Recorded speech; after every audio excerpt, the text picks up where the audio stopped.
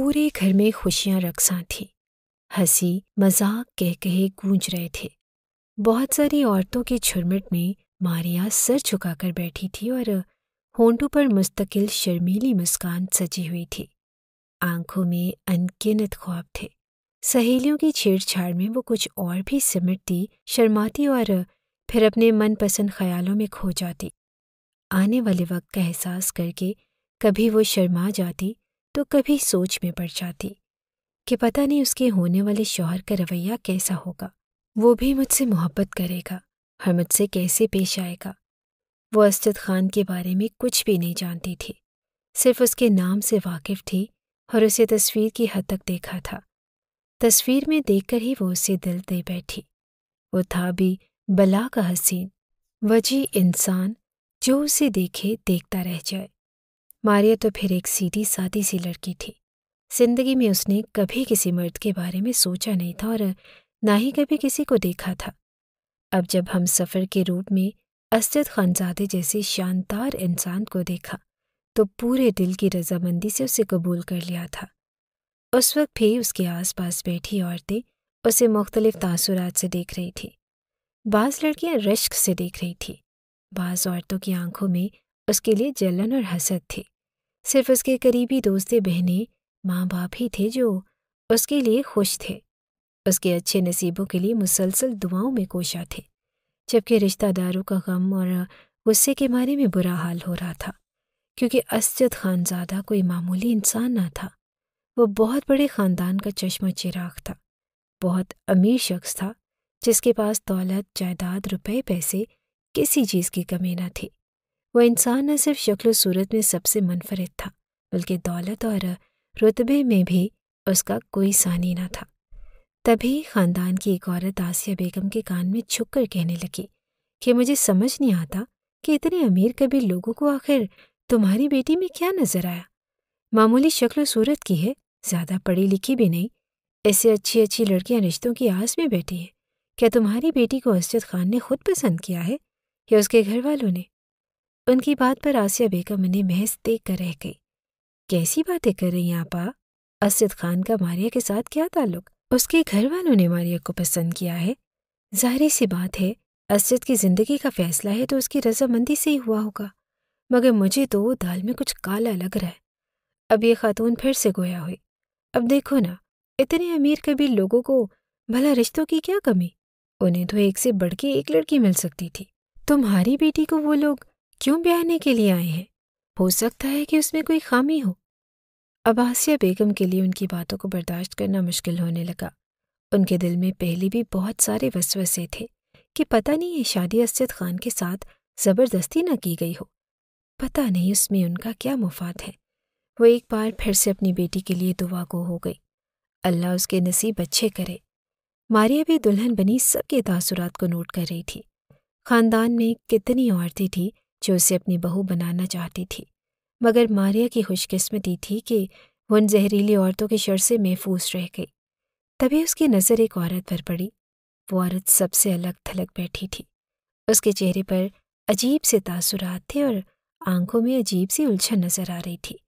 لباس میں اس نے باقی عورتوں سے مختلف پہنا تھا، نہ تو اس کے کپڑے چھل مل کر رہے تھے اور نہ چہرے پر میک اپ کا نشان تھا، نہ ہی ہاتھوں میں بازوؤں میں آرائش اور زیبائش کا کوئی سامان کیا گیا تھا۔ اسے دیکھ کر ایسے لگ رہا تھا جیسے وہ کہیں پر پرسہ دینے کے لیے آئی ہو۔ آنکھوں میں محض کاجل کی لائنیں کھینچی گئی تھی جو اس کی آنکھوں کو مزید گہرا کر رہی تھی۔ وہ پلکیں جھپکائے بنا ماریا کو دیکھ رہی تھی۔ ماریا کو اس کے دیکھنے سے گھبراہٹ سی ہونے لگی۔ یہ عورت کون ہے اور ہمارے خاندان کی بھی نہیں، الگ الگ سے نظر آ رہی ہے۔ آج سے پہلے اسے میں نے کبھی نہیں دیکھا۔ ابھی تو بارات آئی نہ تھی جو یہ سمجھتی کہ شاید یہ بارات کے ساتھ آئی ہے۔ تبھی تو وہ سوچ میں پڑ گئی کہ یہ عورت ہے کون، اور وہ عورت محتاط نظروں سے ادھر ادھر دیکھ رہی تھی۔ شاید اسے کسی کا انتظار تھا یا شاید وہ کسی کو تلاش کر رہی تھی۔ ماریا سب عورتوں کو چھوڑ کر اسی کی طرف دیکھنے لگی۔ اس کی متجسس نگاہیں اپنے چہرے پر جمی دیکھ کر عورت کے چہرے پر پراسرار سے مسکراہٹ آ گئی۔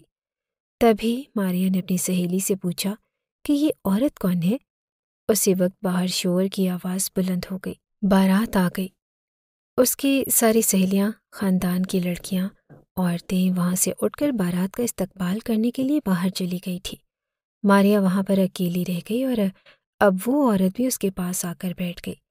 اس کے وجود سے اٹھتے بدبو کے بھبکے سے ماریا کا دم گھٹنے لگا۔ وہ بے ساختہ اپنی ناک پر ہاتھ رکھ کر پیچھے ہوئی۔ اس کے چہرے پر ناگواری واضح نظر آ رہی تھی۔ وہ عورت اس کے انداز پر پھیکا سا مسکرائی۔ ماریا کو صاف اندازہ ہو گیا کہ یہ عورت اس کے خاندان کی نہیں۔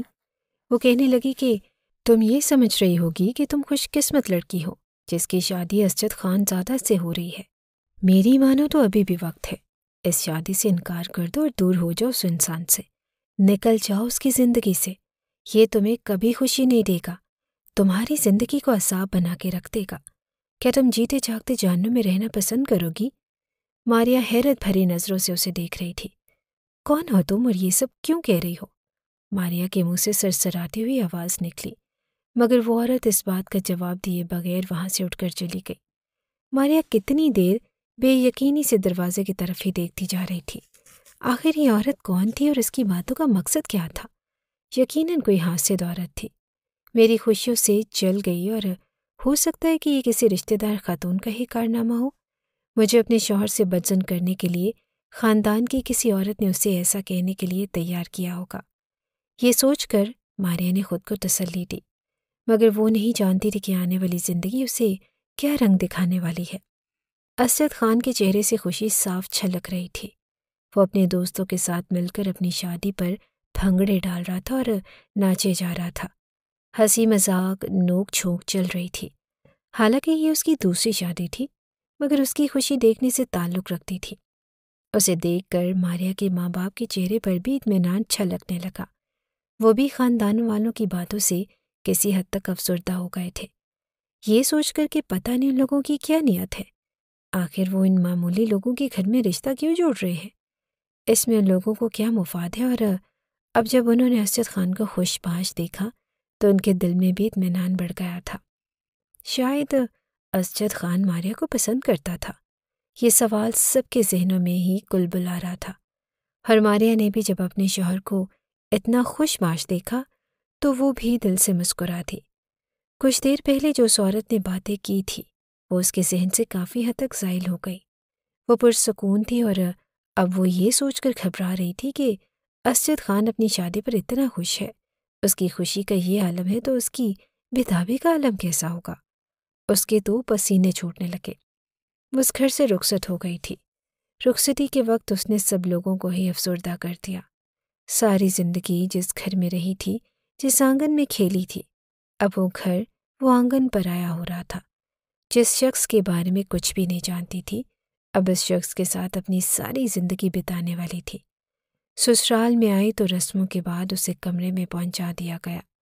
اب وہ اپنے بستر پر بیٹھی اپنے شوہر کا انتظار کر رہی تھی۔ ہونٹوں پر شرمیلی مسکان سجی تھی اور دل میں ارمان گویا مچل رہے تھے۔ خوشی کے احساس کے ساتھ ساتھ گھبراہٹ کا احساس بھی اسے پوری طرح اپنی لپیٹ میں لیے ہوئے تھا۔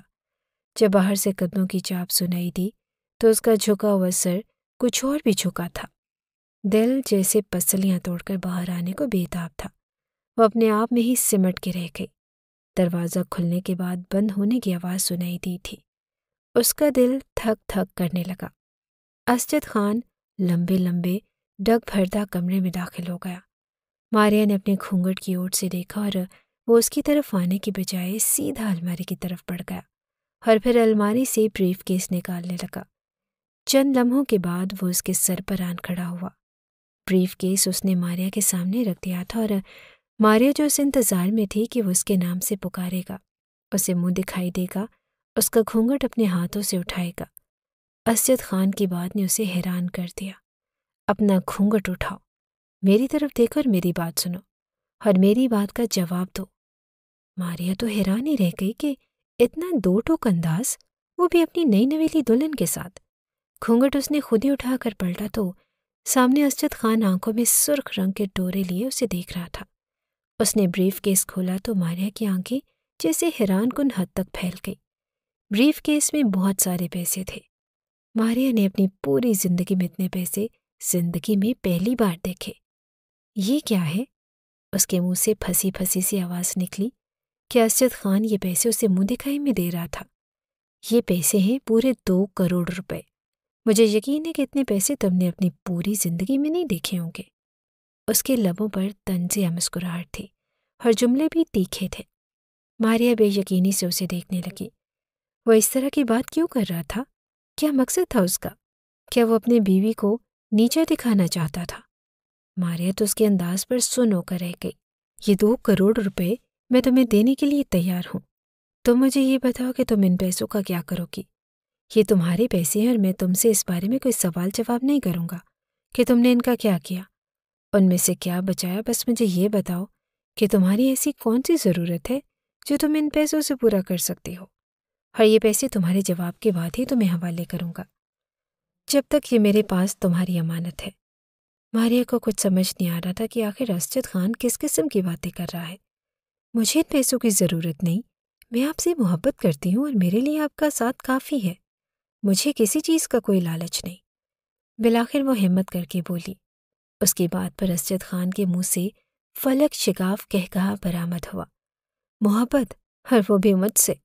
تم نے تو ابھی مجھے ٹھیک سے دیکھا بھی نہیں، مجھے جانتی بھی نہیں ہو، اور نہ ہی کبھی میرے ساتھ تمہاری بات ہوئی ہے۔ تم میرے ساتھ محبت کا دعویٰ کیسے کر سکتی ہو؟ میں ان فضول باتوں پہ یقین نہیں رکھتا۔ پتہ نہیں وہ کیوں اتنا چڑچڑا سا ہو رہا تھا۔ لڑکی جب اپنے شوہر کے ساتھ رشتے بنتی ہے تو نکاح کے بول پڑتے ہی اس کا دل میں اپنے شوہر کے لیے محبت پیدا ہو جاتی ہے، کیونکہ نکاح کے بولوں میں بہت طاقت ہوتی ہے جو 2 اجنبی دلوں کو جوڑ دیتی ہے اور ان میں محبت بھی پیدا کر دیتی ہے۔ میں ان کتابی باتوں پہ یقین نہیں رکھتا، میں ایک پریکٹیکل انسان ہوں اور پریکٹیکل باتیں ہی کرتا ہوں، اور تم سے بھی امید ہی کروں گا کہ تم بھی میرے ساتھ میری مرضی کے مطابق چلو۔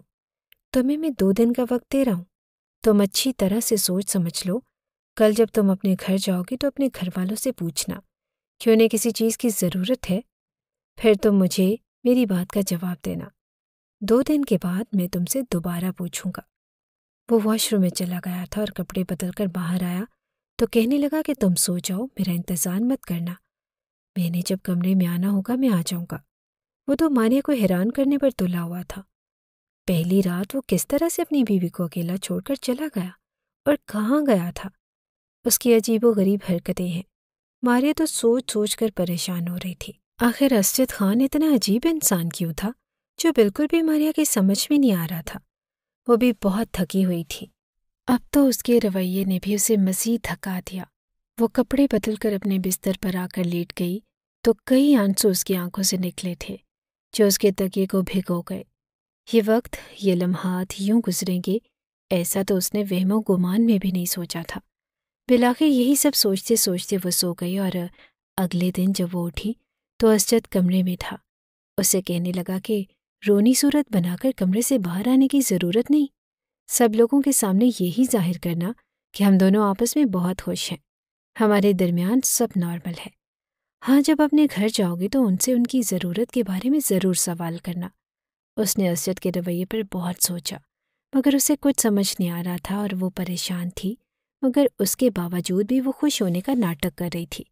مگر اس کی ماں نے اس کی آنکھوں سے جان لیا تھا کہ اسے کوئی پریشانی ہے جو اسے بے چین کر رہی ہے۔ اس کے دل کو بھی پتنگے لگ گئے تھے۔ گھر آنے کے بعد وہ ماریا کو لے کر الگ کمرے میں آ گئی۔ سب ٹھیک تو ہے ماریا؟ تم اتنی اداس اور پریشان کیوں لگ رہی ہو؟ تمہاری آنکھوں میں مجھے وہ خوشی نظر کیوں نہیں آ رہی جو پہلے دن کی دلہن کی آنکھوں میں اور چہرے پر نظر آتی ہے؟ کیا ہوا ہے؟ سب ٹھیک تو ہے؟ پھر ماریا نے اپنی ماں کو سب کچھ بتا دیا۔ اس نے کچھ بھی نہ چھپایا، اور یہ سن کر آسیہ بیگم نے کب کا رکا ہوا سانس بحال کیا۔ میں تو ڈر ہی گئی تھی، پتہ نہیں کیا مسئلہ ہوا ہے۔ ہر باز مردوں کو تو عادت ہوتی ہے، اور یہ جو پیسے والے مرد ہوتے ہیں ان کے آگے پیچھے عورتیں پھرتی رہتی ہیں۔ یہ سب پیسے کا کمال ہوتا ہے، پیسے کے لالچ میں وہ ان کے ساتھ چپکتی ہیں، اور تبھی تو اسجد خان تمہارے بارے میں بھی شکوک و شبہات کا شکار ہے۔ وہ تمہیں چیک کر رہا ہے کہ اگر وہ تمہیں ان پیسوں کی آفر کرے تو تمہارا کیا جواب ہوگا۔ ارے وہ تو تمہارے دل میں صرف اپنی محبت کو جانچنا چاہتا ہے کہ تم پیسے کو ترجیح دیتی ہو یا اس کی محبت کو۔ تم اسے کہو کہ مجھے کسی چیز کی ضرورت نہیں، بس تمہارا ساتھ مجھے مل گیا کافی ہے۔ آسیہ بیگم کی باتوں سے ماریا کا دل کافی حد تک مطمئن ہو گیا تھا۔ اب پھر اس نے اپنی بہن کو بھی یہ سب بتا دیا تو بہن سوچ میں پڑ گئی۔ پھر کہنے لگی کہ ہو سکتا ہے کہ اسجد بھائی اس طرح سے تمہاری ضرورتوں کے بارے میں جاننا چاہتے ہوں کہ تمہاری فیملی کے حالات کیسے ہیں۔ ابا کے حالات تمہارے سامنے ہیں، بیمار ہیں، اور ان کا علاج کروانے کے ہمارے پاس پیسے نہیں ہیں۔ ڈاکٹرز نے ان کے جو ٹیسٹ کرنے کو بتائے ہیں وہ ٹیسٹ ہی لاکھوں میں ہوں گے، اور ہم اتنے پیسے کہاں سے لا سکتے ہیں؟ اگر تو تم اسجد بھائی کو ابا کی بیماری کے بارے میں بتاؤ تو مجھے امید ہے کہ وہ ہماری مجبوری کو سمجھیں گے۔ ماریہ کو اپنی بہن کی بات پر ہچکچاہٹ کا احساس ہوا۔ میں ان سے یہ بات کیسے کہوں گی؟ وہ کہیں مجھے لالچی نہ سمجھے۔ ارے آپ ہی، ایسا نہیں ہوگا۔ آپ انہیں بتانا کہ ہم ضرورت مند ہیں اور مجبور ہیں، ابا کا علاج کروانے کے پیسے نہیں ہیں۔ اس کے بعد ان کا جو بھی جواب ہوگا تم بھلے اس کے بعد بات مت کرنا، مگر ایک بار تم انہیں بتاؤ تو صحیح، وہ خود تو تم سے پوچھ رہے ہیں کہ تمہیں کیا مسئلہ ہے۔ اسجد خان شام کو خود ہی ماریہ کو لینے کے لیے گھر آ گیا۔ وہ بہت خوش لگ رہا تھا۔ اس کے انداز سے ایسے لگ رہا تھا کہ جیسے اسے اس کی کب کی بچھڑی محبت مل گئی ہو۔ شادی اس کی رضامندی سے ہوئی ہے اور سب لوگ اس کا انداز دیکھ کر مطمئن تھے، جبکہ ماریہ اس کے انداز پر حیران تھی۔ کیسے رنگ بدلتا تھا یہ شخص، کتنا عجیب تھا۔ یہ ماریہ تو اسے سمجھ نہیں پا رہی تھی۔ ماریہ کو وہ اپنے ساتھ خوشی خوشی لے کر رخصت ہوا، مگر گھر سے باہر آتے ہی اس کے چہرے کے تاثرات بھینچ گئے۔ آنکھوں میں سختی آ گئی اور گاڑی تھوڑا سا آگے آئی تو وہ ماریہ کی طرف دیکھنے لگا۔ تم سے میں نے ایک سوال کیا تھا، کہا تھا کہ مجھے 2 دن کے بعد اس کا جواب چاہیے۔ بتاؤ مجھے کیا جواب ہے تمہارے پاس؟ ماریہ نے گہری سانس لی اور پھر جو کچھ اس کی بہن نے کہا وہ اسجد خان کو بتا دیا۔ اسجد خان کے لبوں پر مسکراہٹ آ گئی۔ مجھے پتا تھا کہ تم ایک غریب خاندان کی لڑکی اور تمہاری بہت ساری ضرورتیں ہوں گی جن کو پورا کرنے کے لیے تم لوگوں کو وسائل کی تلاش ہوگی۔ ہر دیکھو، میرا اندازہ کچھ غلط بھی نہیں۔ ماریہ کو سمجھ نہیں آیا کہ وہ اس بات پر کیسے رد عمل کا اظہار کرے۔ اس کے اندازے کی درستگی پر خوش ہو یا اپنی مجبوریوں کی وجہ سے اداس ہو۔ اسجد خان کی اگلی بات نے اسے اپنی جگہ پر ٹھٹک جانے پر مجبور کر دیا۔ دیکھو، یہ سارے پیسے میں تمہارے حوالے کر رہا ہوں کیونکہ میری ایک ہی زبان ہے۔ میں اپنی زبان سے پھرنے والا انسان نہیں۔ تم ان پیسوں کا جو مرضی کرو، اپنے باپ کا علاج کرواؤ یا پھر کسی اور کو دو، میں تم سے کبھی سوال نہیں کروں گا۔ بس مجھے اس کے بدلے تم سے کچھ چاہیے۔ کیا چاہیے؟ ماریہ تو حیران ہی رہ گئی۔ شاید وہ اسے عمر بھر کا ساتھ مانگنے والا ہے، یا اس کی محبت یہ سوچ کر لبوں پر مسکراہٹ آ گئی تھی، مگر اسجد خان تو اسے حیران کرنے پر تلا ہوا تھا۔ مجھے تم سے دوری چاہیے، خاموشی چاہیے، اور تمہاری اپنے حق سے دستبرداری چاہیے۔ تم سب کے سامنے میرے ساتھ ایسے ہی رہو گی جیسے ہم دونوں آپس میں بہت خوش ہیں، ہمیں بہت اتفاق ہے، اور کمرے میں جاتے ہی میں تمہارے لیے اجنبی بن جاؤں گا، تم میرے لیے اجنبی بن جاؤ گی، اور ہم دونوں ایک دوسرے سے کوئی تعلق نہیں رکھتے۔ تم مجھ پر اپنا کوئی حق نہیں جتاؤ گی۔ ہاں، ضرورت کے بارے میں تم مجھے بتا سکتی ہو، جس چیز کی تمہیں ضرورت ہو وہ میں کہے بغیر پوری کروں گا، مگر اس کے علاوہ تم مجھ سے اور کوئی ڈیمانڈ نہیں کر سکتی۔ مگر ایسا کیوں؟ ماریہ کے منہ سے پھنسی پھنسی آواز نکلی۔ میں آپ کی بیوی ہوں اور آپ کے نکاح میں آئی ہوں، اور آپ مجھ سے اس قسم کی بات کیسی کر سکتے ہیں؟ اسجد خان نے اسے ہاتھ روک کر مزید کچھ کہنے سے روک دیا۔ مانا کہ تم میری دوسری بیوی ہو، مگر میں ابھی تک اپنی پہلی بیوی کے عشق کے اثر سے نہیں نکل پایا۔ اس سے میں بہت محبت کرتا ہوں، اور اتنی آسانی سے اس کی جگہ کسی اور کو دینا میرے لیے ممکن نہیں۔ میں نے اپنے گھر والوں کے دباؤ میں آ کر شادی تو کر لی، مگر میں تمہیں کبھی وہ محبت نہیں دے سکوں گا جو تم مجھ سے چاہتی ہو، کیونکہ ساری محبتیں میں اپنی بیوی پر نچھاور کر چکا ہوں۔ گھر آ گیا تھا، اور پھر کمرے میں داخل ہونے کے بعد اسجد خان کپڑے بدل کر کمرے سے باہر نکل گیا۔ تم کمرے کا دروازہ اندر سے بند کر لو، اور ہاں، مجھ سے کوئی سوال نہیں کرو گی کہ میں کہاں جاتا ہوں، کب آتا ہوں۔ اس بات سے تمہارا کوئی لینا دینا نہیں۔ وہ کمرے سے باہر چلا گیا۔ ماریہ مرے مرے قدموں سے اپنی جگہ سے اٹھی، دروازے کو اندر سے بند کر کے وہ اپنے بستر پر آ کر بیٹھ گئی، پھر پھوٹ پھوٹ کر رونے لگی۔ اس عورت کی بات تو بالکل ٹھیک ثابت ہوئی کہ شادی کے بعد تم کبھی خوش نہیں رہ پاؤ گی، مگر وہ عورت تھی کون؟ وہ اسجد خان کو کیسے جانتی تھی؟ کافی سارے دن یوں ہی بیت گئے، دونوں قریب رہ کر بھی بہت دور تھے، اور ماریہ نے سوچا کہ آہستہ آہستہ میں اپنی محبت اور خدمت گزاری سے اسجد کے دل میں اپنی جگہ بنا لوں گی، ان کا دل جیتنے کی کوشش کروں گی۔ اور اس دن جب اسجد کمرے سے باہر نکلا تو تھوڑی دیر کے بعد ماریہ بھی اپنے کمرے سے نکل کر باہر آ گئی تھی۔ وہ دیکھنا چاہتی تھی کہ اسجد خان رات کو کہاں جاتا ہے اور کہاں وقت گزارتا ہے۔ جب وہ باہر نکلی تو اس نے دیکھا کہ اسجد خان ساتھ والے کمرے میں چلا گیا تھا۔ کمرے کا دروازہ اس نے اندر سے بند کر لیا۔ وہ تو حیران ہی رہ گئی، اس کمرے میں ایسا کیا ہے؟ وہ کمرے کے پاس آئی تو دروازہ اندر سے لاک تھا۔ کافی دیر تک وہیں پہ کھڑی رہی اور پھر اپنے کمرے میں واپس آ گئی۔ اس نے سوچا کہ صبح ملازمہ سے پوچھوں گی کہ آخر اس کمرے میں ایسا کیا ہے؟ اسجد خان روزانہ اس کمرے میں کیوں جاتا ہے؟ اگلے دن جب ملازمہ صفائی کر رہی تھی تو تب ماریہ اس سے کہنے لگی کہ تم اس کمرے کی بھی تو صفائی کرو۔ جب سے میں آئی ہوں میں دیکھ رہی ہوں کہ کمرہ بند ہے، اس کی کبھی کسی نے صفائی نہیں کی، یا اس کمرے کو یوں ہی بند رکھتے ہو؟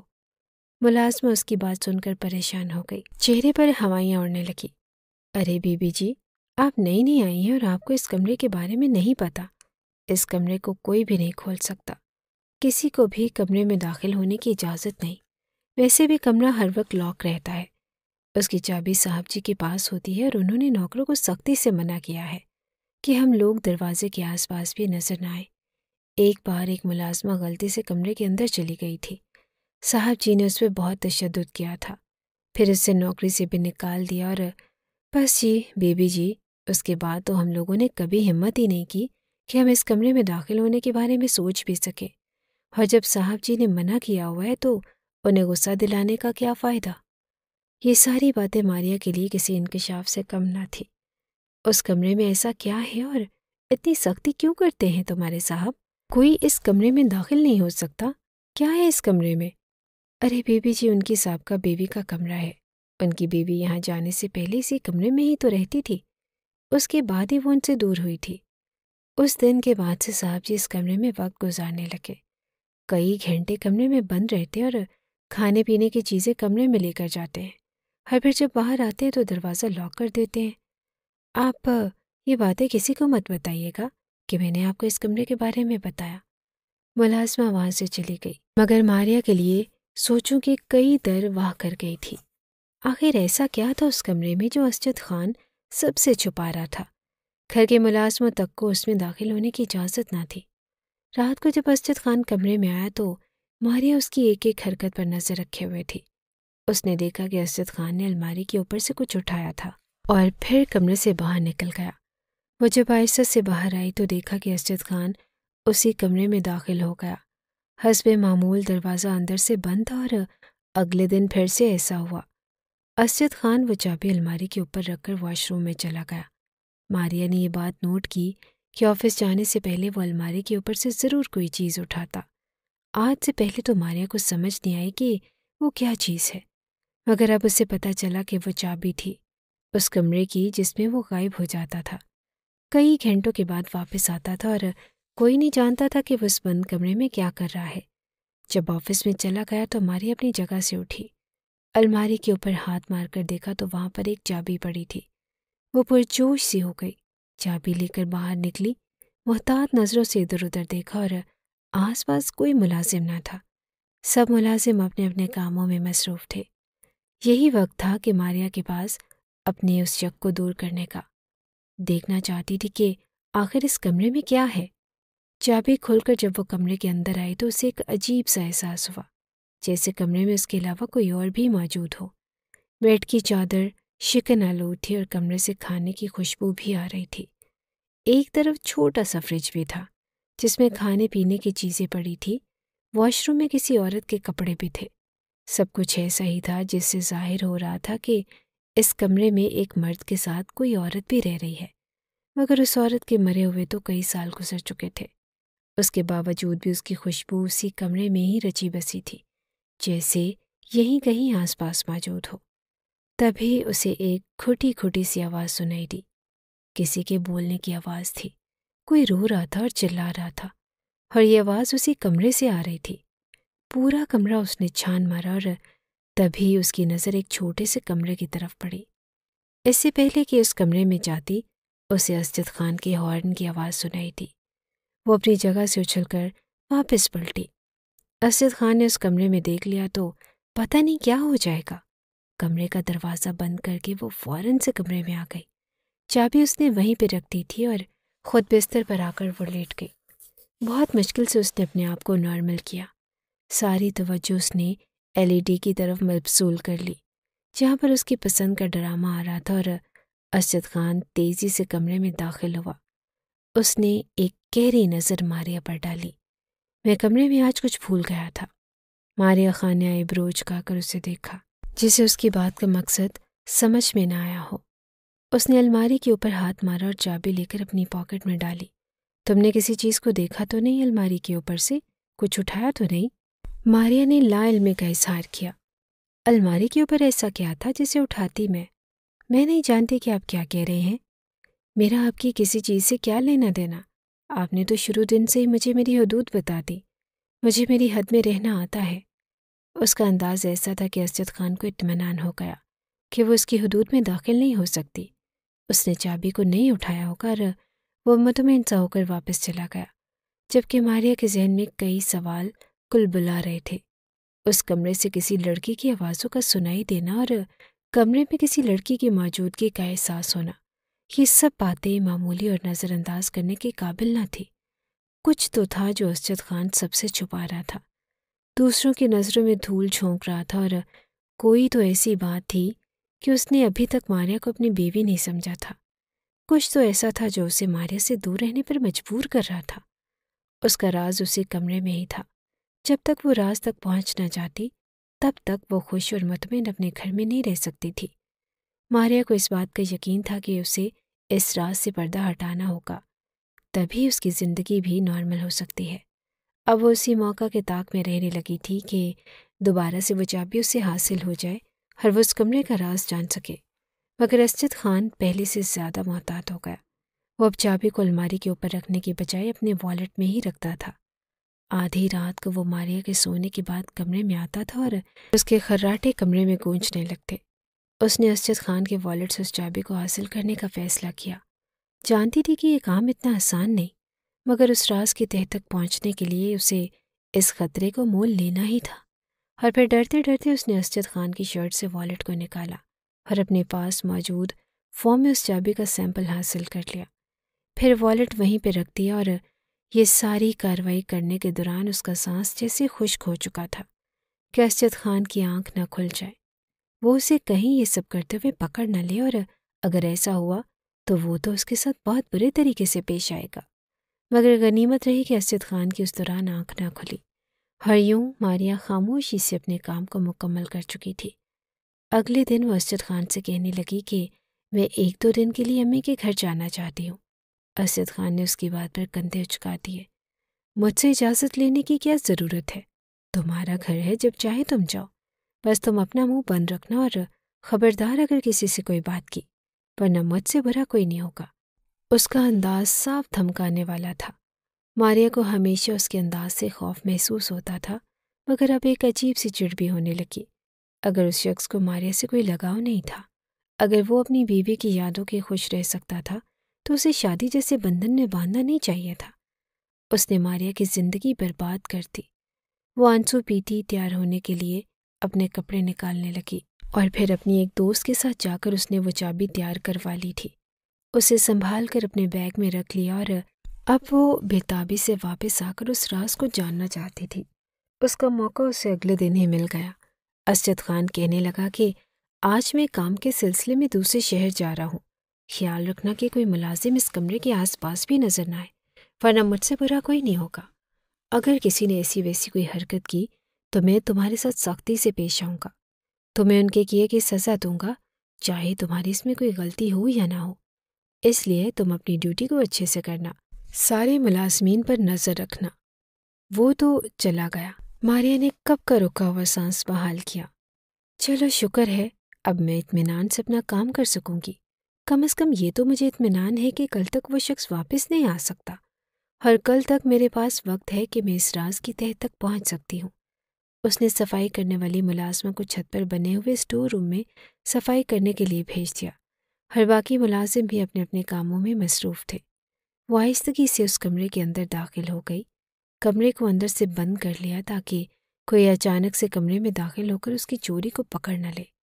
اب وہ کمرے کی چاروں طرف دیکھ رہی تھی۔ ایک ایک کر کے اس نے سارے کمرے دیکھ لیے، مگر ابھی تک اسے کسی دوسرے انسان کا وجود نظر نہیں آیا، مگر اس کے باوجود بھی کسی کی موجودگی اسے محسوس ہو رہی تھی۔ کچھ تو تھا جو اس کے سامنے ہو کر بھی نظر نہیں آ رہا تھا۔ اسے کیوں بار بار یہی لگ رہا تھا کہ اس کمرے میں کسی عورت کا وجود بھی ہے جو اسجد خان کو ابھی تک اپنے سحر میں جکڑے ہوئے ہے۔ اس نے ایک خیال کے تحت کارپیٹ کو اپنی جگہ سے ہٹایا اور تب سامنے کا منظر دیکھ کر وہ حق تک رہ گئی۔ اس کا اندازہ درست ثابت ہوا، کیونکہ کمرے میں ایک تہہ خانہ بنا تھا۔ تہہ خانے کے دروازے پر کسی قسم کا کوئی تالا نہ تھا، محض کنڈی لگی تھی اور اس نے آہستگی سے کنڈی کھولی۔ تہہ خانے کا ڈھکن اوپر ہٹایا تو اب ان آوازوں کو سننے میں اسے کوئی دقت نہیں ہو رہی تھی، کیونکہ یہ ساری آوازیں اسی کمرے سے آ رہی تھی۔ تم مجھے ایسے قید نہیں کر سکتے، نکالو مجھے یہاں سے۔ تم نہیں جانتے کہ میں تمہارے ساتھ بہت برے طریقے سے پیش آؤں گی۔ تم یہ مت سمجھو کہ تمہاری رسی ہمیشہ کے لیے دراز رہے گی۔ اللہ جب چاہے تمہاری رسی کو کھینچ سکتا ہے، تمہیں تمہارے کیے کی سزا دے سکتا ہے۔ مجھے مجبور سمجھ کے میرے ساتھ زیادتی مت کرو۔ ایسا نہ کرو کہ جب اس خدا کی پکڑ میں آؤ تو تمہارے لیے فرار کی ساری راہیں ختم ہو جائیں اور تب تم خالی ہاتھ رہ جاؤ گے۔ ماریا کو سمجھ آ گئی تھی کہ یہ جو بھی تھی اسی کے شوہر سے مخاطب تھی۔ وہ ایک ایک قدم اٹھاتے ہوئے تہہ خانے کے نیچے اتر رہی تھی۔ سیڑھیوں سے اتر کر جب اس کے پاؤں زمین پر لگے تو اس نے اپنے موبائل کی ٹارچ آن کی۔ ساتھ ہی دیوار پر بورڈ لگا ہوا تھا اور اس نے بورڈ آن کیا تو پورا تہہ خانہ روشنی میں نہا گیا۔ اس نے دیکھا کہ سامنے لڑکی رسیوں سے بندھی ہوئی تھی اور اس کے منہ پر کسی قسم کا کوئی ٹیپ یا کپڑا نہ تھا، محض اس کے ہاتھ اور پاؤں بندھے تھے تاکہ وہ اپنی جگہ سے حرکت نہ کر سکے۔ اسجد خان کو معلوم تھا کہ وہ جتنا بھی چیخے چلائے، اس کی آواز اس تہہ خانے سے باہر آ بھی گئی تو بھی کمرے سے باہر نہیں جا سکتی۔ تبھی وہ اطمینان سے اسے محض ہاتھ پاؤں باندھ کر ہی اکتفا کر گیا تھا۔ ماریا تو بھی یقینی سے اسے دیکھتی رہی۔ کون ہو تم اور یہ سب کیا ہے؟ تمہیں کس نے یہاں پر قید کر رکھا ہے؟ وہ لڑکی ماریا کو دیکھ کر آنکھوں میں آنسو بھر لے۔ یقیناً تم اسجد خان کی دوسری بیوی ہو، اگر میں غلط نہیں تو تم ماریا ہو۔ ماریا نے زور و شور سے ہاں میں سر ہلا دیا۔ مگر تم کون ہو اور یہ سب کیا ہے؟ وہ اس کے پاس آ گئی۔ لڑکی رونے لگی۔ میں بہت مشکل میں ہوں، میری مدد کرو۔ تمہارے شوہر نے مجھے یہاں پر قید کر کے رکھا ہے۔ تم نہیں جانتی کہ وہ کتنا خطرناک انسان ہے اور تم مجھے یہاں سے نکلنے میں مدد کرو۔ میں تمہارا یہ احسان ساری زندگی یاد رکھوں گی۔ مگر تمہیں یہاں پر قید کیوں کیا ہوا ہے؟ دیکھو، میرے پاس زیادہ وقت نہیں، میں تمہیں اپنی کہانی نہیں سنا سکتی۔ بس تم میری مدد کرو اور میرے ہاتھوں کو کھول دو۔ مجھے یہاں سے باہر نکالو اور خود بھی میرے ساتھ چلو۔ کہیں ایسا نہ ہو کہ وہ شخص تمہیں بھی نقصان پہنچا دے، تمہیں بھی میری طرح قید کر دے، تمہیں جان سے مار دے گا۔ جو اس نے میرے ساتھ کیا وہ بھی غلط ہے اور یہ بھی زیادتی کے زمرے میں آتا ہے۔ لڑکی کی آنکھوں میں سچائی تھی۔ اس کی باتوں سے صاف اندازہ ہو رہا تھا کہ وہ مجبور تھی اور اسجد خان نے اس کے ساتھ غلط کیا۔ اس کو زبردستی یہاں پر باندھ کے رکھا ہوا تھا۔ ہاتھوں کو کھولنے کے بعد اس نے ماریا کو اپنے گلے سے لگا لیا۔ تمہارا یہ احسان میں ساری زندگی یاد رکھوں گی۔ تم نے مجھے نئی زندگی دی ہے اور اب تم بھی میرے ساتھ چلو، ورنہ وہ شخص تمہارے ساتھ بہت برے طریقے سے پیش آئے گا جب اسے پتہ چلے گا کہ تم نے مجھے یہاں سے نکالا ہے۔ ماریا کہنے لگی کہ میری فکر مت کرو، میں یہ گھر چھوڑ کر کہیں نہیں جاؤں گی، اور رہی بات اسجد خان کی تو میں اسے سنبھال لوں گی۔ اسے کہہ دوں گی کہ مجھے کیا پتا کہ اس کمرے میں کون داخل ہو رہا تھا۔ میرے پاس تو کمرے کی چابی نہیں ہے، چابی تو تم اپنے پاس ہی رکھتے ہو۔ مگر اس لڑکی کے چہرے پر تشویش کے سائے تھے۔ ٹھیک ہے، مگر مجھے تمہاری طرف سے بہت فکر رہے گی۔ وہ کمرے سے باہر نکلنے لگی تو لڑکی نے اسے کہا کہ تم پہلے باہر دیکھو، کوئی ملازم تو نہیں۔ میں سامنے کے دروازے سے نہیں جاؤں گی، میں اس گھر کے چپے چپے سے واقف ہوں۔ میں اس گھر کے خفیہ دروازے سے باہر نکلوں گی اور میں جانتی ہوں کہ مجھے یہاں سے کیسے نکلنا ہے۔ اگر اس کے کسی وفادار نے مجھے دیکھ لیا تو میرے لیے مصیبت آ جائے گی۔ وہ اگلی بات مجھ سے نہیں کرے گا بلکہ مجھے جان سے مار دے گا۔ مجھے اپنی زندگی سے بہت پیار ہے اور میں مرنا نہیں چاہتی۔ یہ کہتے ہوئے وہ ایک طرف چلنے لگی اور پھر وہ ماریا کی نظروں سے اوجھل ہو گئی۔ ماریا اپنے کمرے میں آ گئی تھی اور اس نے اطمینان کا سانس لیا۔ جلدی جلدی میں وہ کمرے کو لاک لگانا بھول ہی گئی۔ اپنے کمرے میں آئی تو بہت پرسکون تھی، جیسے اس نے بہت اچھا کام کیا۔ ایک لڑکی کی مدد کر کے ہر اب اسے یہ بھی اطمینان تھا کہ وہ لڑکی تو یہاں سے چلی گئی، اب اسجد خان اس کی طرف متوجہ ہو جائے گا، اس پر پیار کی بارش کر دے گا اور اب وہ اس سے دور نہیں رہ پائے گا۔ اسجد خان اگلے دن کی بجائے شام کو ہی گھر آ گیا۔ وہ بہت تھکا ہوا تھا اور اسے دیکھ کر ماریا بری طرح سے چونک گئی۔ اس نے تو کل آنے کو کہا تھا مگر ابھی سے آ گیا۔ وہ اسے نظر انداز کر کے اپنے کام میں مصروف ہو گئی۔ اسجد خان کپڑے بدل کر کمرے سے باہر چلا گیا اور پھر تھوڑی دیر کے بعد اس کی دھاڑتی ہوئی آواز ماریا کے کانوں سے ٹکرائی۔ وہ سارے ملازموں کو چیخ چلا کر وہاں پر اکٹھے ہونے کو بول رہا تھا۔ ماریا کو اندازہ تھا کہ جیسے اس کمرے میں جائے گا تو یہی سب ہوگا۔ وہ بری طرح سے چلانے لگا۔ ماریا نے خود کو اس لمحے کے لیے تیار کیا ہوا تھا اور اپنے چہرے پر تشویش کو طاری کر کے وہ کمرے سے باہر آ گئی۔ کیا ہوا؟ آپ اتنا شور کیوں کر رہے ہیں؟ وہ ماریا کی طرف غصے سے بڑھا، اس کے چہرے کو اپنی مٹھیوں میں لے کر کہنے لگا کہ تمہیں میں نے منع کیا تھا کہ نوکروں پر نظر رکھنا، تم نے اپنا کام اچھے سے انجام نہیں دیا، تمہیں بعد میں پوچھتا ہوں۔ اب اس کا رخ نوکروں کی طرف تھا۔ کون گیا تھا اس کمرے میں؟ وہ پاگلوں کی طرح چیخ رہا تھا۔ سارے ملازم کانپ رہے تھے اور نفی میں سر ہلا رہے تھے۔ صاحب جی، ہم میں سے کوئی بھی اس کمرے میں نہیں گیا، ہم ایسا کرنے کی جرت نہیں کر سکتے اور کئی سالوں سے ہم لوگ اسی گھر میں رہ رہے ہیں، آپ کا نمک کھا رہے ہیں، آج تک ہم لوگوں نے ایسی کوئی حرکت نہیں کی تو اب کیوں کریں گے؟ ان کی بات میں دم تھا۔ اسجد خان ماریا کی طرف پلٹ گیا۔ اگر ان میں سے کوئی کمرے میں داخل نہیں ہوا تو پھر یقیناً تم کمرے میں گئی تھی، مجھے بتاؤ کہ کیوں گئی تھی اور کہاں ہے وہ؟ ماریا نے بھی لا علمی کا اظہار کیا۔ میں کیسے جانوں کہ اس کمرے میں کیسے داخل ہونا ہے؟ کمرے کی چابی تو ہر وقت آپ کے پاس رہتی ہے، آپ تو اسے لاک کر کے رکھتے ہیں، اور ایسا کیا تھا کمرے میں جس کی کھونے پر آپ اتنا پریشان ہو رہے ہیں؟ وہ اپنے لہجے میں جتنی معصوم سمو سکتی تھی سمو کر بولی، مگر اسجد خان کے غصے کا پیمانہ لبریز ہو گیا۔ وہ کمرے کی چیزیں اٹھا کر پھینکنے لگا۔ ایک دراز سے اسے وہ چابی مل گئی۔ چابی وہ ماریا کی آنکھوں کے سامنے لہرا کر کہنے لگا کہ یہ ہے وہ چابی جس سے تم اس کمرے میں داخل ہوئی تھی، اب مجھے بتاؤ کہ کہاں ہے وہ؟ ماریا کا چہرہ لٹھے کی مانند سفید پڑ گیا، اس کا خون خشک ہو گیا تھا اور وہ بری طرح سے ڈر گئی تھی۔ میں نہیں جانتی، ابھی بھی نہ، ابھی بھی تم انکار کر رہی ہو؟ اس نے ماریا کے چہرے پر پے در پے تھپڑ مارنے شروع کر دیے۔ غصے میں اس کی آنکھوں سے گویا خون چھلک رہا تھا۔ وہ ماریا کو دھکیلتے ہوئے اسی کمرے میں لے گیا اور اب تم اسی کمرے میں اسی تہہ خانے میں رہو گی۔ تم نے اسے یہاں سے نکال کر بہت بڑی غلطی کی۔ تم کیا سمجھتی تھی کہ مجھے پتہ نہیں چلے گا؟ جو گل تم نے کھلایا میں جان نہیں پاؤں گا؟ میں تمہیں دیکھ کر ہی سمجھ گیا تھا کہ تم ضرور میرا کوئی نہ کوئی نقصان کرو گی، تبھی میں تمہاری طرف سے محتاط رہتا تھا، مگر ایک ذرا سی بے احتیاطی سے تم نے میرا وہ راز جان لیا۔ اب تم یہیں پہ رہو گی بھوکی پیاسی، تمہیں یہاں سے کوئی بھی نہیں نکال سکتا۔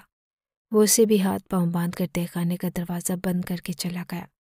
ماریا کا رو رو کر برا حال تھا، خوف سے سرد پڑ رہی تھی، اور یہ اس کے ساتھ کیا ہو گیا؟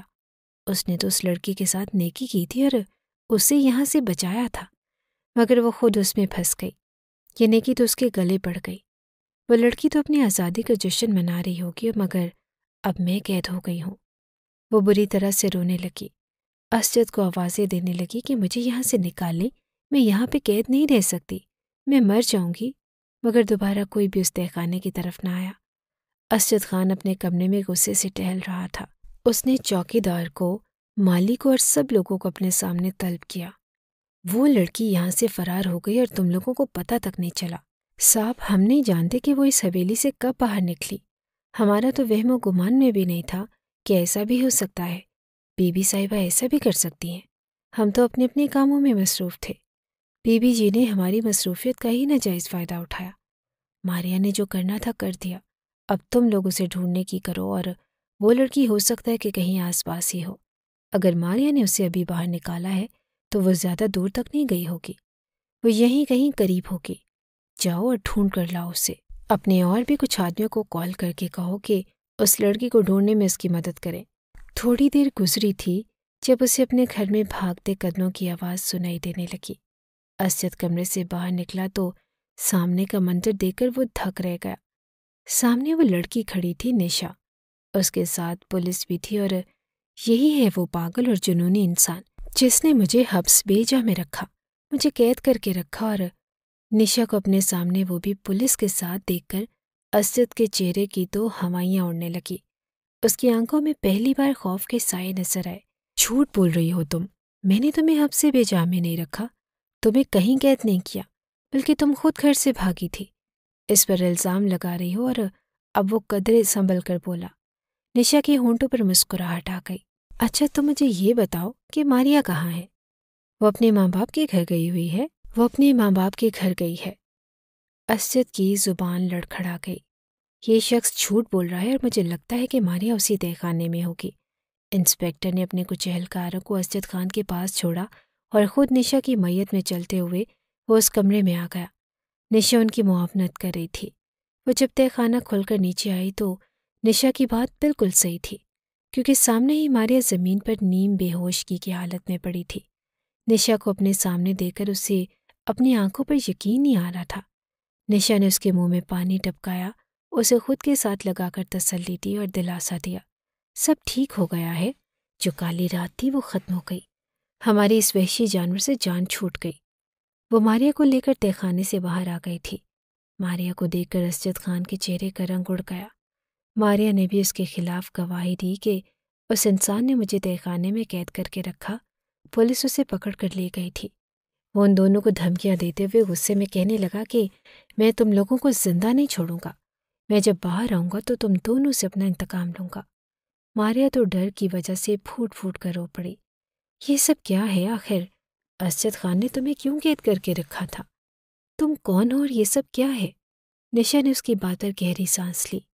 میں اسد کی پہلی بیوی ہوں نشا۔ ماریا بے یقینی سے اسے دیکھنے لگی۔ کیا تم سچ کہہ رہی ہو؟ ہاں میں سچ کہہ رہی ہوں۔ میں نشا ہوں جس کے بارے میں اسجد نے طرح طرح کی باتیں مشہور کر رکھی ہیں۔ میں تمہیں بتاتی ہوں۔ جب میں اسجد سے پہلی بار ملی، میں اپنی ایک دوست کی پارٹی میں گئی تھی۔ وہاں پر اسجد خان نے مجھے دیکھا اور مجھے دیکھ کر وہ میری خوبصورتی کا اسیر ہو گیا تھا۔ اس نے میرا پیچھا ہی کر لیا۔ وہ مجھ سے شادی کرنا چاہتا تھا، اور میں ایک مڈل کلاس گھرانے کی لڑکی ہوں، اور میں اسجد کی دیوانگی دیکھ کر گھبرا گئی، کیونکہ میں جانتی ہوں کہ یہ امیر لوگ اپنے سے کمتر خاندان میں رشتہ تبھی کرتے ہیں یا تو ان میں حامی ہوتی ہے یا پھر اس لڑکی کی زندگی برباد ہو جاتی ہے۔ تبھی میں اسجد سے دور دور رہتی تھی، مگر جب بار بار اس کے پیرنٹس میرے لیے اپنا پرپوزل لے کر آتے رہے تو میرے ماں باپ نے پھر انہیں میرے لیے ہاں کر دی، اور میں پھر اسجد کے ساتھ اس کی زندگی میں شامل ہو گئی تھی۔ پہلے ہی دن اسجد نے مجھ سے عجیب و غریب بات کی۔ مجھے کہنے لگا کہ تمہیں پیسے سے محبت ہے یا مجھ سے؟ اسجد کی بات سن کر تو میرا منہ حیرت سے کھلے کا کھلا رہ گیا۔ یہ کیا بات ہوئی بھلا؟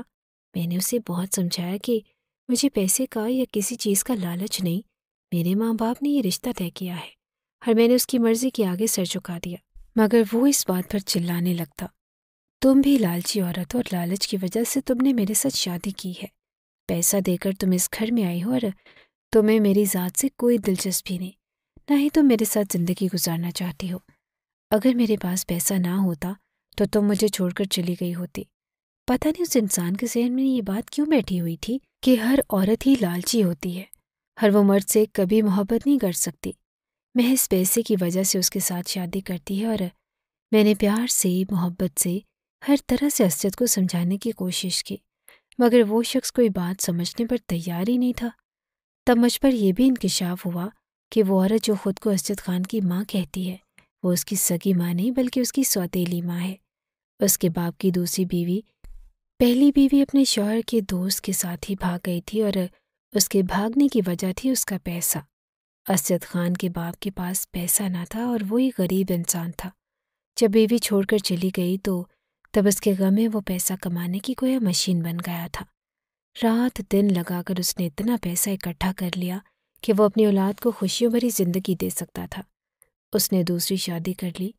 اسجد بچپن سے ہی سنتا آیا کہ اس کی ماں ایک بے وفا عورت ہے جو پیسے کے لالچ میں چلی گئی۔ تب سے اس کے ذہن میں یہی بات بیٹھ گئی تھی کہ ہر عورت ہی لالچی ہوتی ہے۔ اس کے خاندان کے لوگ بھی جانتے ہیں کہ وہ ایک نفسیاتی انسان ہے، مگر کوئی بھی اس کے سامنے یہ بات کرنے کی جرت نہیں کر سکتا۔ بار بار وہ مجھے اس بات کی تکرار کرتا، ذرا ذرا سی بات پر لڑائی کرتا، اور ان دونوں میرے مائکے میں ایک شادی تھی۔ امی نے مجھے کہا کہ تمہاری شادی کے بعد مائکے میں پہلا کوئی فنکشن ہو رہا ہے، اس لیے اچھے سے تیار ہو کر آنا۔ تب میں نے زندگی میں پہلی بار اسجد سے فرمائش کی کہ مجھے خوبصورت سا ہیروں کا سیٹ لے کر دے، جو کہ میں نے بلیک ساڑی کے ساتھ پہنا تھا۔ اسجد نے تب تو اس بات پر کسی رد عمل کا اظہار نہ کیا، خاموشی سے مجھے ساتھ لے جا کر میری پسند کی چیزیں دلوائی، اور پھر جس دن میں فنکشن پر جانے لگی تو میری ساری جیولری وہیں پر موجود تھی، مگر وہ سیٹ نہ تھا۔ میں پریشان ہو گئی، اسجد سے پوچھا تو تب وہ عجیب و غریب باتیں کرنے لگا۔ تمہیں وہ ہیروں کا سیٹ چاہیے یا تم نے میرے ساتھ رہنا ہے؟ تمہارے پاس ان دونوں میں سے کوئی ایک ہی راستہ ہے۔ میں ایسی عورت کو اپنے گھر میں نہیں رکھ سکتا جو لالچی ہو۔ اس کی آنکھوں سے گویا قہر برس رہا تھا۔ میں تو حیران اور پریشان رہ گئی کہ یہ شخص اتنی عجیب و غریب باتیں کیوں کر رہا ہے؟ آخر اس کے ذہن سے یہ بات کیوں نہیں نکلتی کہ جیسا یہ سمجھ رہا ہے میں ویسی نہیں ہوں؟ وہ بار بار اس بات پر تقاضا کرنے لگا۔ اب جب اس نے مجھ پر ہاتھ اٹھایا تو میری برداشت کی حد یہیں تک تھی۔ میں نے اسجد کو ایک دفعہ دھکا دیا اور اسے کہا کہ میں گھر چھوڑ کر جا رہی ہوں، اب میں کبھی بھی نہیں آؤں گی۔ جب میں دروازے کے پاس پہنچی تب میرے سر پر کسی نے زوردار چیز ماری۔ میری آنکھوں کے سامنے اندھیرا چھا گیا اور آنکھ کھلی تو تہہ خانے میں تھی۔ میں پچھلے 2 سال سے اسی تہہ خانے میں قید ہوں۔ میرے شوہر نے سب لوگوں کو یہ کہہ رکھا تھا کہ میں کسی کے ساتھ بھاگ گئی ہوں، اور میرے ماں باپ سے بھی یہی کہنے لگا کہ میری بیوی بھاگ گئی ہے، اس کا کسی کے ساتھ چکر چل رہا تھا۔ میں نے اسے رنگے ہاتھوں پکڑا، مگر وہ ایک دن اسی لڑکے کے ساتھ بھاگ گئی۔ پھر اس نے مجھے بدنام کرنے کے لیے میرے خلاف کچھ ایسے ثبوت حاصل کر رکھے تھے جن کے ساتھ میرا کوئی لینا دینا نہ تھا۔ اس نے وہ ساری باتیں میری ذات سے منسوب کی جن کے بارے میں کبھی خواب میں بھی نہیں سوچ سکتی تھی۔ جب یہ سب باتیں وہ بیہودہ تصویریں میرے ماں باپ نے دیکھی تو ان کی نظریں شرم سے جھکی تھی۔ وہ تو اپنے داماد کے سامنے سر اٹھانے کی بھی قابل نہ رہے۔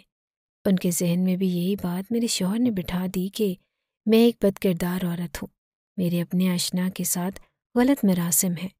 مجھے امید نہ تھی کہ میں کبھی اس کے چنگل سے بچ نکلوں گی اور کبھی مجھے آزادی نصیب ہوگی، مگر تمہاری وجہ سے مجھے یہ آزادی حاصل ہو گئی۔ مجھے اس قید سے نجات مل گئی، مگر مجھے سمجھ نہیں آتی کہ تم کیسے اس انسان کے چنگل میں پھنس گئی۔ کیا تمہیں شروع دن سے اس کی نفسیاتی طبیعت کا اندازہ نہیں ہوا؟ نشا کے سوال پر ماریا گم سم سے اسے دیکھتی رہ گئی۔ تب اسے یاد آیا کہ پہلے دن اسجد نے اس سے بھی تو یہی بات کی تھی کہ وہ ان پیسوں کا کیا کرے گی۔ میرے بابا بیمار تھے اور میرے مائکے میں بہت سارے مسائل تھے جن کا حل صرف پیسے میں ہی تھا۔ بس یہی وجہ ہے کہ میں اس شخص سے مدد لینے پر مجبور تھی اور اس کے ساتھ یہ سوچ کر وقت بتاتی رہی کہ آج نہیں تو کل وہ ٹھیک ہو جائے گا، مگر مجھے یہ اندازہ نہیں تھا کہ وہ نفسیاتی انسان ہے۔ ماریا کی آنکھوں سے آنسو بہہ رہے تھے۔ اب مجھے سمجھ نہیں آتی کہ میں اپنے گھر والوں کو کیا بتاؤں، انہیں کیسے کہوں کہ وہ انسان دھوکے باز تھا۔ اب اس کی میری زندگی میں کوئی جگہ نہیں رہی۔ ماریا تو پھوٹ پھوٹ کر رو پڑی تھی۔ اس کی زندگی برباد ہو گئی اور وہ جانتی تھی کہ جب لڑکی شادی کے کچھ ہی وقت کے بعد شوہر سے الگ ہو کر واپس آ جائے تو اس کے معاشرے میں کوئی عزت نہیں رہتی۔ لوگ اسے عجیب و غریب نظروں سے دیکھتے ہیں اور اسے تر نوالا سمجھتے ہیں، مگر نشا اس کی ہمت بندھاتی رہی۔ تم خوش قسمت ہو کہ تم اس انسان کے چنگل سے بچ نکلے ہو، تمہاری جان بچ گئی ہے، ورنہ وہ انسان تو تمہیں بھی وہیں پر قید کر کے رکھتا۔ اب تم واپس چلی جاؤ، اپنے گھر والوں کو سچ سچ بتا دو، وہ بھی اس بات پر شکر ادا کریں گے کہ تم ایک بہت بڑی مصیبت میں گرفتار ہونے سے بچ گئی ہو۔ اللہ تمہارا حامی و ناصر ہوگا۔ نشا ہی اسے اپنے گھر لے کر گئی تھی۔ اس نے ماریا کے ماں باپ کو ساری بات بتائی۔ ماریا کے ماں باپ بے یقینی سے اسے دیکھتے رہے، پھر اپنی بیٹی کو خود میں بھینچ کر رو پڑے۔ کہنے لگے کہ اسجد خان کی یہ بات تو بالکل غلط ہے کہ میری بیٹی نے اس کے ساتھ کسی لالچ میں شادی کی۔ میری بیٹی تو بے گناہ ہے اور معصوم ہے، وہ تو اس کی دولت کے بارے میں کچھ بھی نہیں جانتی تھی۔ وہ لوگ خود ہی میری بیٹی کا ہاتھ مانگنے کے لیے یہاں پر آئے تھے اور آہستہ آہستہ سب معمول پر آ گیا تھا۔ کورٹ کے ذریعے سے ماریا اور نشا دونوں نے اسجد خان سے ڈائیورس لے لی تھی اور اب اپنے ماں باپ کے گھر عدت مکمل کر رہی تھی۔ ماریا نے سوچا کہ جب عدت مکمل ہو جائے گی تو وہ کوئی چھوٹا موٹا کام کر لے گی، کیونکہ اس کے پاس حق مہر کی بھی رقم جوں کی توں موجود تھی۔ اس کے علاوہ بھی اتنی رقم اس کے پاس تھی کہ وہ اگر دوسری شادی نہ بھی کرتی تو اپنی زندگی گزارنے کے لیے وہ کوئی چھوٹا موٹا کاروبار کر سکتی تھی۔ اب وہ اپنی عدت گزارنے کا انتظار کر رہی تھی۔ زندگی نے اسے بہت رلایا تھا، ایک بہت بڑے دھوکے سے وہ بچ نکلی۔ خدا کا شکر ادا کرتی کہ بروقت نشا کی مدد سے وہ اس کے بارے میں سچ جان گئی تھی۔ یہ بھی ممکن تھا کہ کسی معمولی سی بات کو بنیاد بنا کر اسجد خان اس پر بھی غصہ کر کے قید کر دیتا اور اسے بھی بدنام کر دیتا، اور سب یہی سمجھتے کہ ماریہ بھی نشا کی طرح گھر سے بھاگ گئی ہے، جبکہ وہ بھی نشا کی طرح قید خانے میں سڑتی رہتی۔